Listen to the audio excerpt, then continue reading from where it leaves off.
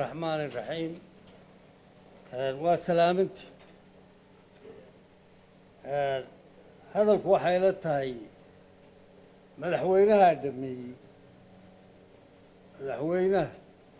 وحان هذا كو خلافه الرميه تاغنا انتي يريري وحان مانتا كو خلافه كو أي موي ما هيو توقو الرئيسة دان سكدول مرو وحويه عدو غير نواب بديه هي الصومالي لان هي وعدو بضرة أنا الصومالية هالنقض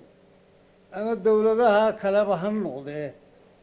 عدو غير نواب بديه الدونك إنه ينوت لي أنا ورواه إنه والله هذا لنا إنه حكي علينا يوم أكله وده هذا الكيبة ينجح ليه وحيداهن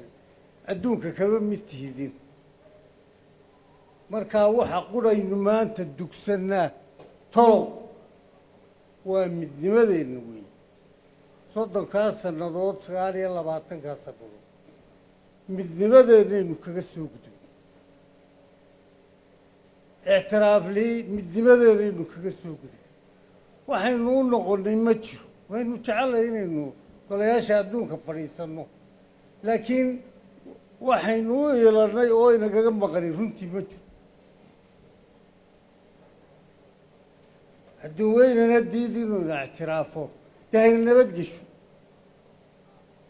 midnimadeennaynu ilaashanaynaa intaa aynu isku duubannahay wax waxina yeeli karaa ma jiro ilaahayna waa la kaashanayna ta kale arrintan aafadan cudurkan adduunka ilaahay maanta sabab uga dhigay dee baryu maynu ilaahay ku leenna ilaahuna badbaadi baryaynu ilaahay ku leennahay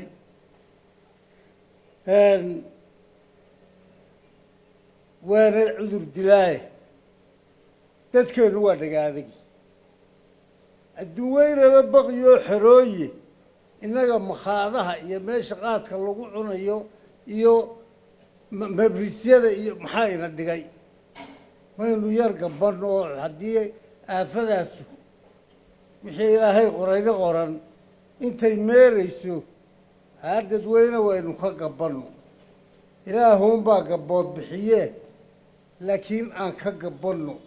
oo dhagaadayga iska dayno oo madaxweynuhu ka hadal horena uga hadal maantana ku celi waxayla tahay aynu isururinno waxaa la yidhi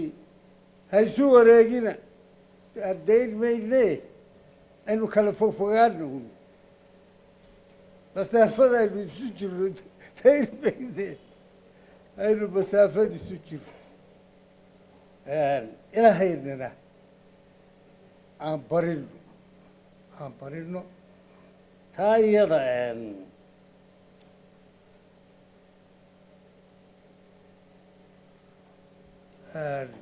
xubnaha kan maalintii dhaweyd madaxweynuhu gudbiyey goluhuna ku celiyey waxayla tahay golihii dhaqanna way u leeyihiin intaa ay fasaxa ku maqan yihiin dhammaantayba waxba ka badani ma hadhine aan sugno goluhu xor buu u yahay laakiin madaxweynuna dee wuxuu xaq u leeyahay inuu yidhaaho waar intaasaan gartae intaa ha la aqbalo laakiin xor buu u yahay aan sugno markay soo ururaanna waa inta malaha ramadaan ka hadhae markay intay soo ururaanna dee waynaynu ku celinaa mooy maxaa ii hadhay zubaashi maxaa ii hadhay salaadiintii madax dhaqameedkii iyo dad badan oo hadda cid waliba waysa siisay inay u tidhaaho somaliland shirkii labada beelood ahaayee burco ee beelaha kale oo dhan iyo axsaabtiyo ugu tageenna dhowr suldaan baa arrintaa ka hadlay inay iyagu wadahadallada adduunka xaq u leeyihiin inay ka hadlaan oo ka hadlaan waxay la tahay qarankanu cid buu doortaa hawl walba cid buu u doortaa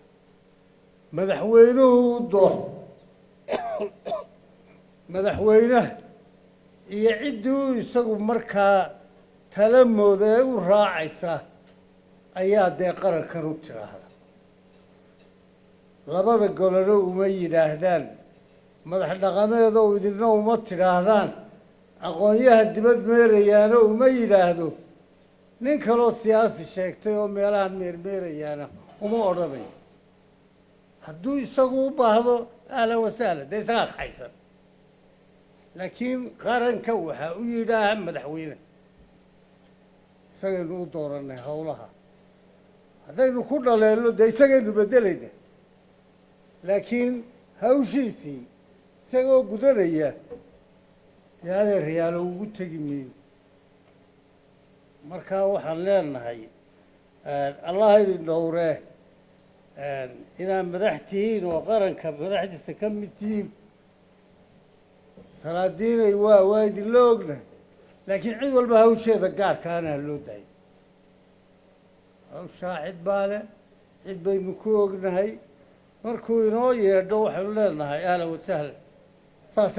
saasaanu qabnaa laakiin isaga adduunka wax odhanaya dee ula tegaya marka aan